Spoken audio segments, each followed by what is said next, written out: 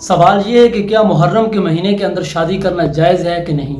تو دیکھو، محرم دوسرے مسلکوں کے ہاں منحوس مہینہ ہے، لیکن اہل سنت کے ہاں منحوس نہیں۔ آپ محرم کے اندر شادی کرو گے تو دو اخروی فائدے ہیں اور ایک دنیاوی۔ اخروی یہ ہے کہ آپ اہل سنت ہیں اور آپ ثابت کرو گے کہ ہمارے ہاں یہ محرم برکت والا مہینہ ہے، اور شادی کرو گے تو برکت کا امکان زیادہ ہوگا اور آپ کی شادی اچھی گزرے گی۔ اور دوسری یہ ہے کہ آپ بدعت کی تردید کرو گے۔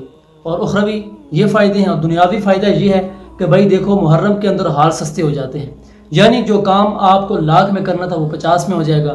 تو دیکھو، محرم کے اندر شادی بیاہ کیا کرو، کیوں؟ آپ اہل سنت ہیں، اور اہل سنت کے ہاں محرم برکت والا مہینہ ہے اور برکت کا امکان بھی زیادہ ہے۔ اور پھر بعض لوگ یہ مثال بھی دیتے ہیں کہ بھائی فلاں نے محرم کے مہینے کے اندر شادی کی، طلاق ہو گئی، جھگڑا ہو گیا۔ دیکھو، ایسی باتیں وہ لوگ کرتے ہیں کہ جن کا اللہ کے اوپر توکل اور بھروسہ بالکل نہیں ہوتا۔ اگر آپ کے اندر فالٹ ہے، اگر آپ کی زوجہ لڑاکا ہے، تو چاہے محرم میں کریں، سفر میں کریں، ایسا ہوگا۔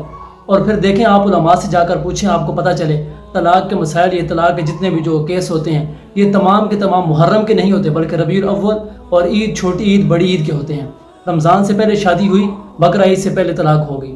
تو نکاح کے اندر کوئی قید نہیں ہے کہ بھائی ربیع الاول ہو یا سفر ہو یا محرم ہو، کسی مہینے کے قید نہیں ہے۔ محرم کے مہینے کے اندر شادی بیاہ کیا کرو، کیونکہ آپ اہل سنت ہیں، اور اہل سنت کے ہاں محرم برکت والا ہے اور اس کے اندر برکت کا امکان بھی زیادہ ہے۔